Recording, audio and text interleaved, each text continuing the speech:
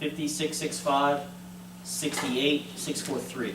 And the term was 2.10, 2.45. Round number was fine, I'm just curious. We had an option for 10, if you want to hear that. So if there's a motion that's been moved and seconded, right, is there any discussion on that motion? All right, hearing no discussion, let's take a roll call vote on that motion. Mr. Amendola? Yes. Ms. Amendola? Yes. Mr. O'Brien? Yes. Mr. Phillips? Yes. Ms. Post? Yes. Mr. Hicks? Yes. Motion carries. You can still go to an executive session if you want. You can do it at the end of your meeting, you can do it, At the end of the meeting, will you still be here? yeah. Okay, great. Can we do that? Yes. Okay, thank you. All right, I'll move to, I'll entertain a motion to advertise to amend ordinance number 1610, changing a snow event from 4 inches to only a snow event without any designation for depth of snow. So moved. Second. It's been moved and seconded. We want to have any discussion on this motion? It was discussed by Mr. Johnson. Yes, I'm sorry, did I start talking over someone? Okay, I'm sorry.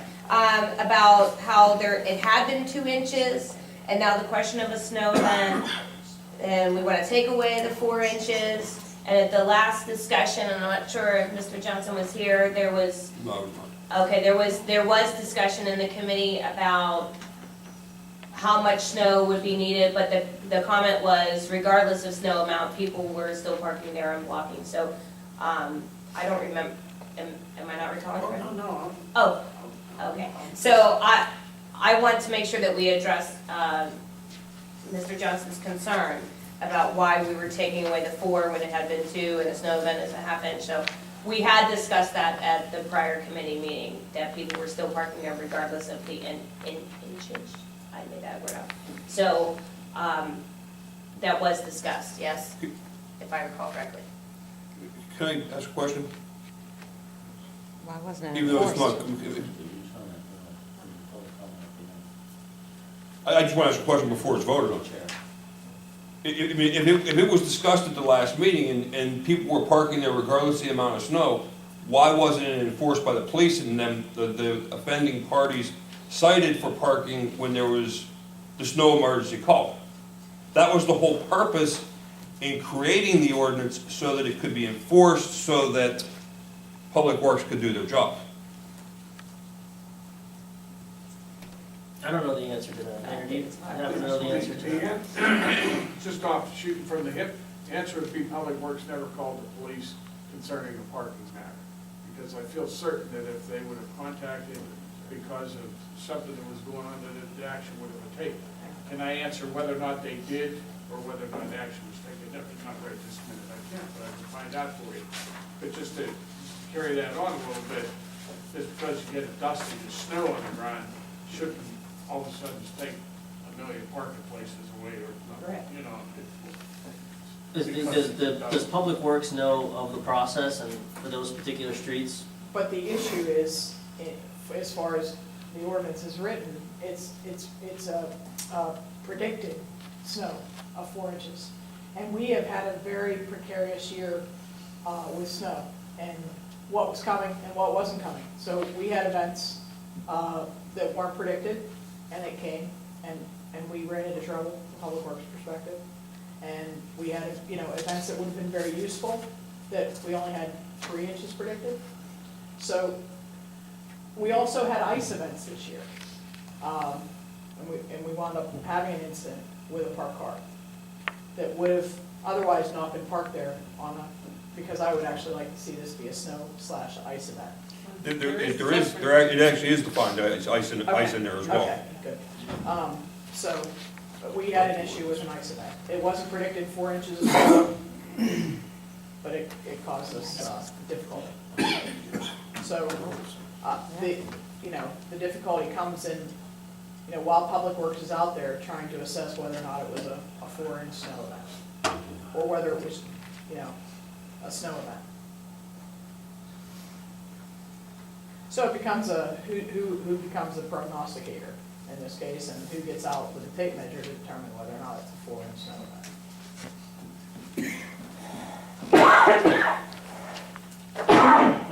Would that be something that could be tied in with that mass media? Oh, yeah.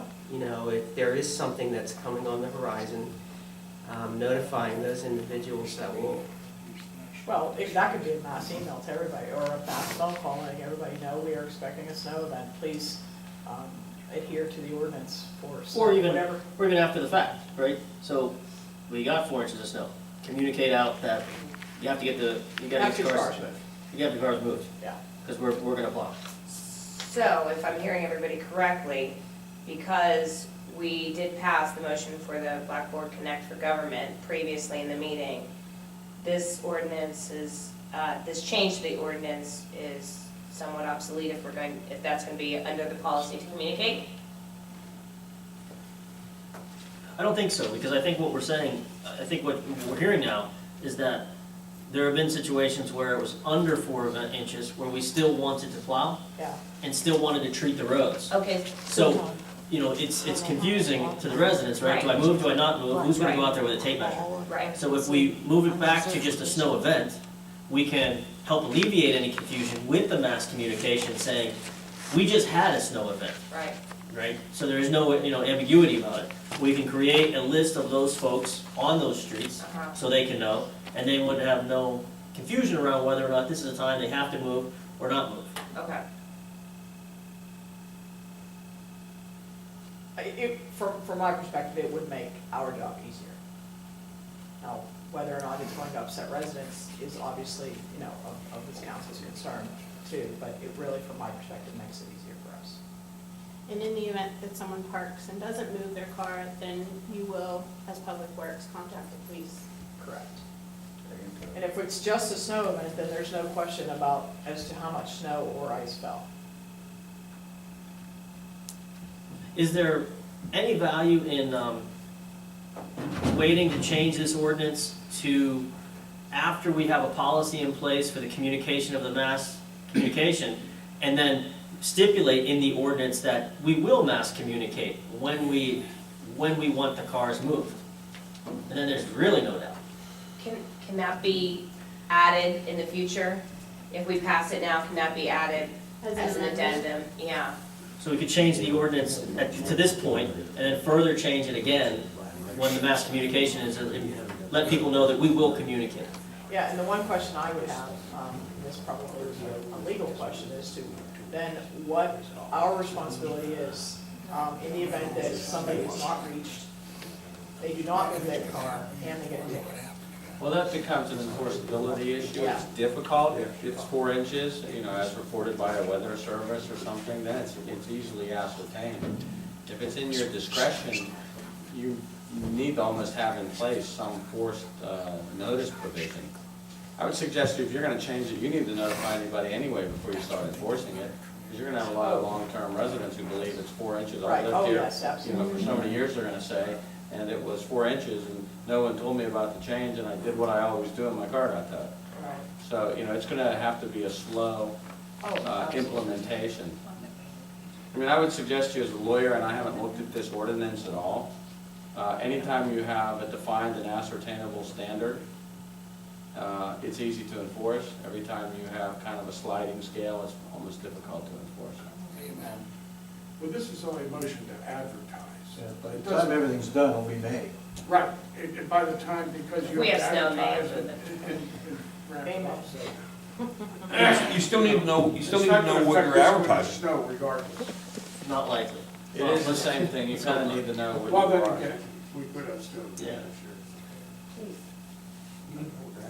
So, I mean, maybe the best course then is to, because it's not likely to affect this season, we could table this until we agree on the mass communication.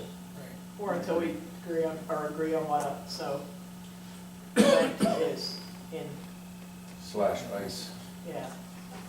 I mean, I don't know how you communicate to somebody who doesn't have email too. Somebody might drive and not have email or text or, No, phone. and you're gonna have to call everyone in the community and say, move your car on. No, It's the a short ones, the street. system sends it to everybody, so it's not like a, Oh, I like an understand automated- that, I understand that.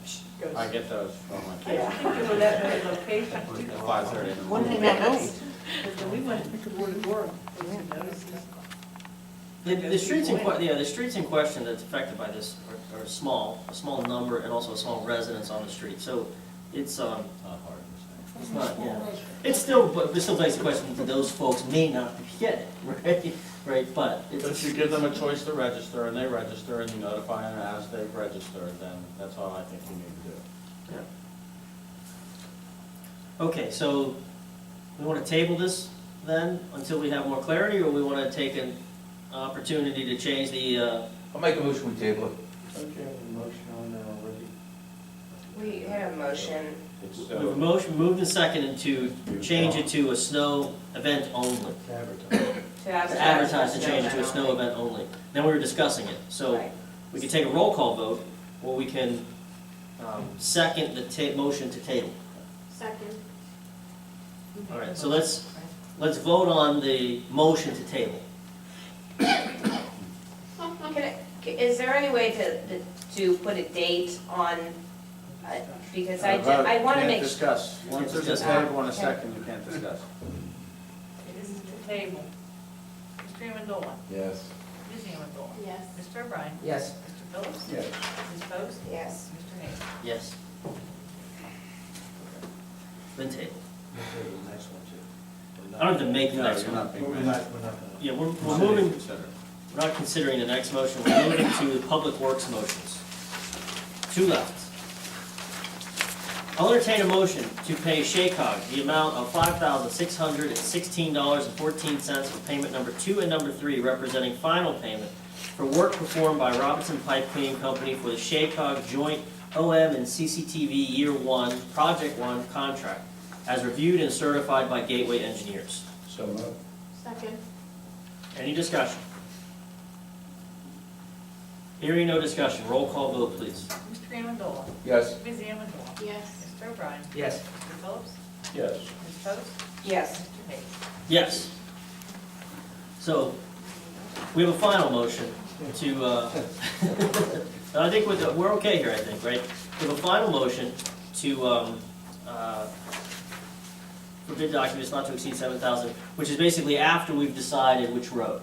So what I would do is, I would like to entertain a motion, select one of the 2 roads, or 3 roads that are in question. So I'll entertain a motion for one.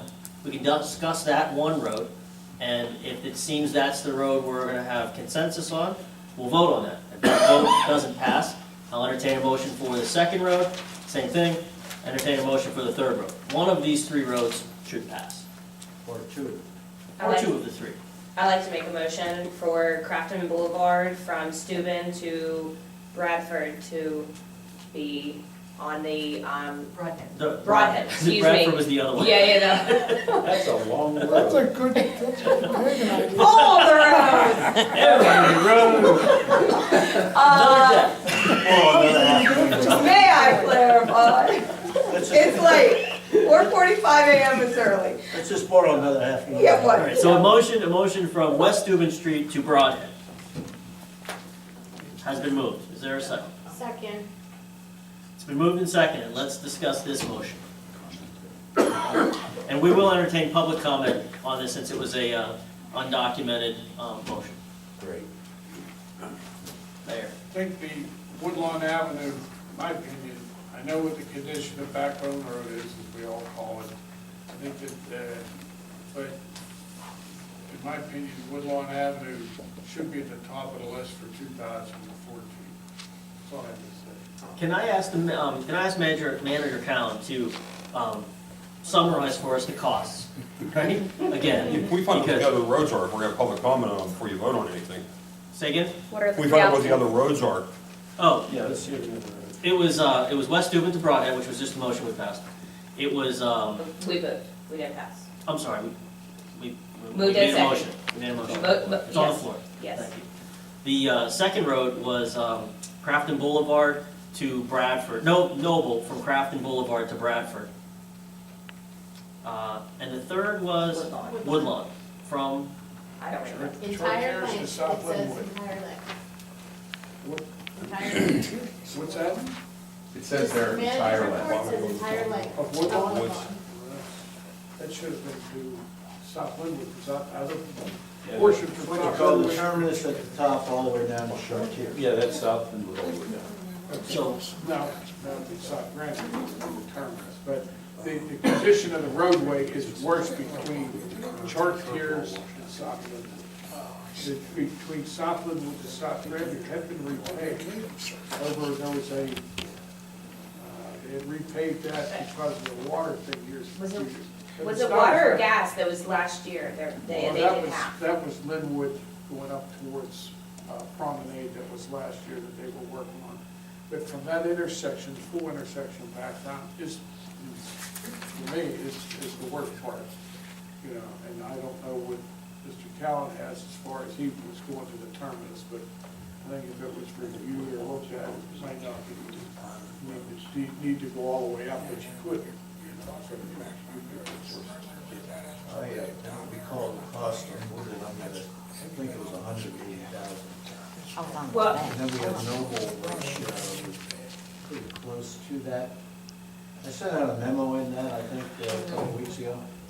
I think the numbers, the exact numbers aren't as important to me at this point, but just to make it clear that we can't do all three. If we could do all three with our No. budget, we wouldn't be discussing this. No. So is there an option to do two of the three?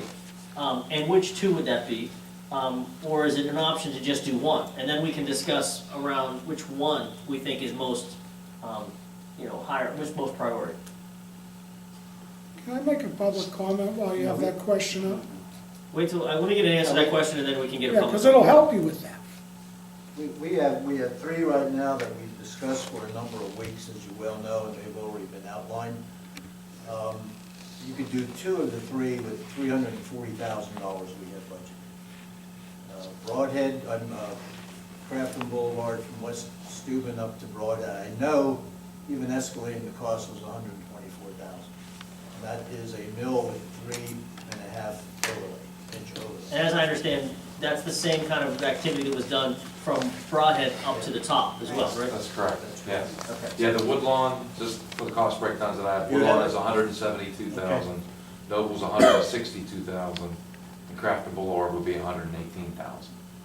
Now, these estimates are, I think, from after last year. I had 5% in each one, that's all I Okay, get. so then you need to add the 5% onto those, What but was anyway, that the gives line you again? 172 for Woodlawn, Thank you. Noble's 162, and Crafton's 118, but you're gonna have to add 5 or 10%. This is from an old letter I found when we estimated So we it can, last it year. sounds like those, based on those numbers, we could entertain doing both Noble and Crafton Boulevard. Yeah, you could do two out of the three. So the issue is whether you do Woodlawn or Noble. If you go along with Tracy's motion, go with Crafton Boulevard. Okay. Crafton being the cheapest, so you would be able to add that to either one. Right. Okay, so that makes Cheapest and things, most traveled. that makes. It that makes is, clear. and may I remind you guys, it bears our borough's name. So if we're talking about entrances into the borough, I would think that the road that bears our name should have some semblance of being a travelable road. Do we document that that road is not available to trucks? It's posted. It's posted. It's posted. But it also should be posted for school buses, okay, that don't transport Carleton students, that use it, was first student uses as a shortcut. UPS uses it as a shortcut with every day. You know, it's not a shortcut. Right, they should use the traditional loop Main line. Route 60, Yeah. you know, but I'm saying the same with the buses that aren't actually picking up the kids, you know.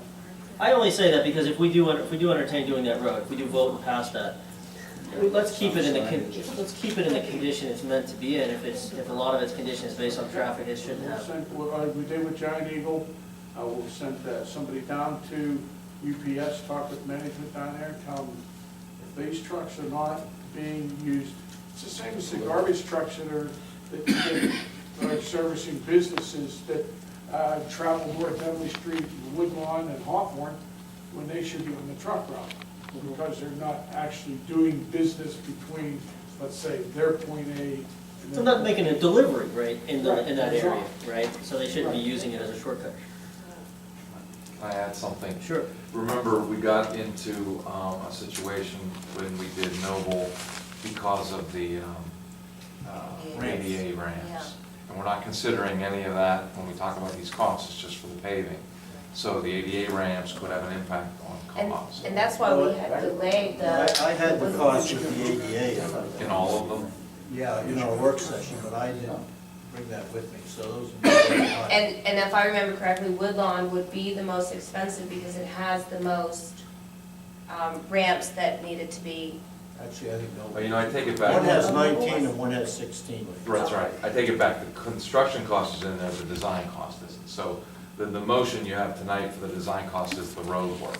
So we couldn't estimate the engineering to do the ADA ramps because we didn't know if it was gonna be zero or, you know, somewhere. So once the roads are determined, so the 7,000, I think, is what the estimate is for the design, the plan and specs for the engineering of the road.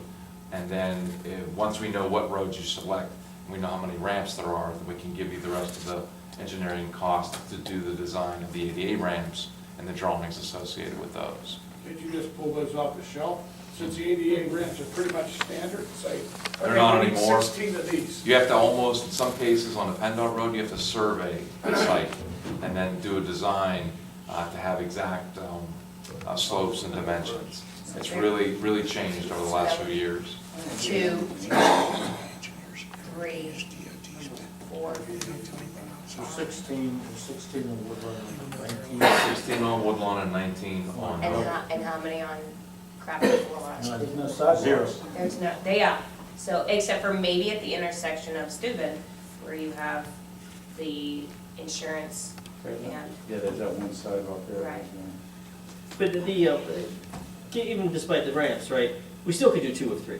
Right? Yes, So it yes. comes I down was to, thinking that the construction wasn't included, but it is, so go back to, because the engineering won't be a small percentage of the construction, That's a so. separate line item, it doesn't get into the 340. Tracy, engineering. all right, so I would say, if there's no more discussion, let's vote on the Crafton Boulevard. And then, you know, I'll entertain a motion for the next road, we'll vote on that, and if that one succeeds, then we won't have to do the third one. If that one doesn't succeed, then we anticipate the third one would. are we still allowed to take public comment on? Yeah, public comment on For this? this motion, correct. Yes, so public comment. I mean, this isn't germane to that particular vote. What I was trying to do was complement your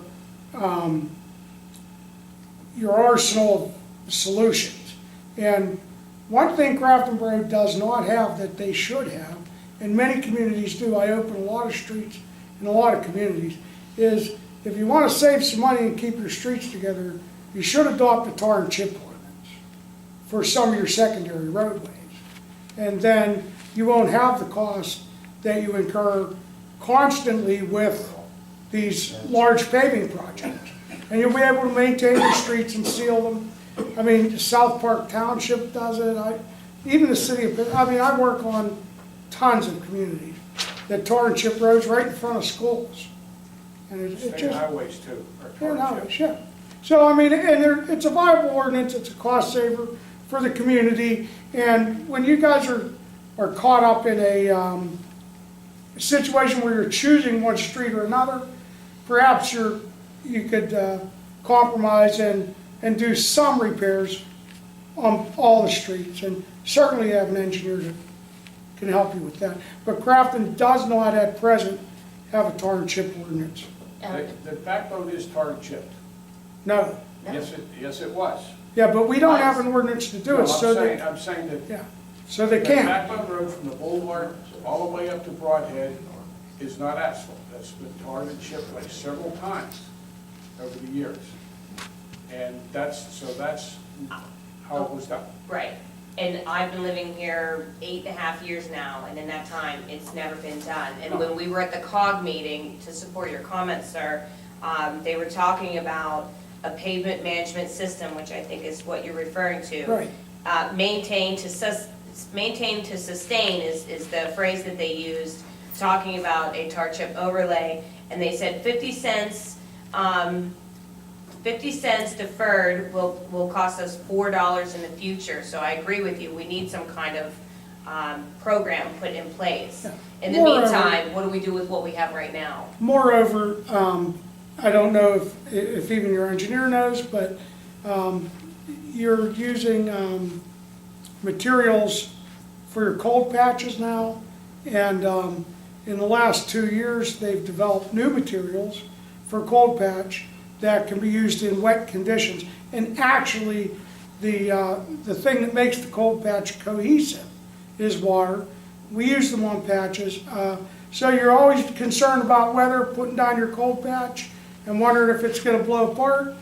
And we actually now have hydrophilic and hydroactive cold patches that can be, and certainly they're a little more expensive, but you get a tremendous amount of wear time. And if you want, after a meeting, someone get in touch with me and I'll get you a cut sheet for those materials. Yeah, so that's a great idea. We have our working meeting's the first meeting of every month. Okay. So I can take that under, as Public Works, right? I can take that and start working towards, a program, right? Especially with the ones that we're doing, right? At least keep the ones that we're fixing in the condition that we're doing. Exactly. And, this will slowly get better over time. But, in the interest of time, if there's no more discussion, let's vote on this road. Okay, one more? Hi, Marisa, Mendoza Berkshire, 231, student, West Steuben. So that's my neck of the woods, which is why I brought up the crosswalk. I agree with you, it's ugly, the potholes are detrimental to our car. I talked to my neighbors all along that area, we hate the potholes, but we tolerate it because it's the only thing that's deterring speeders. And with the potholes, we see them blaze over it. And a lot of those kiddos that use the crosswalk don't feel safe walking on Steuben. Our parents, we tell them, don't bike on Steuben.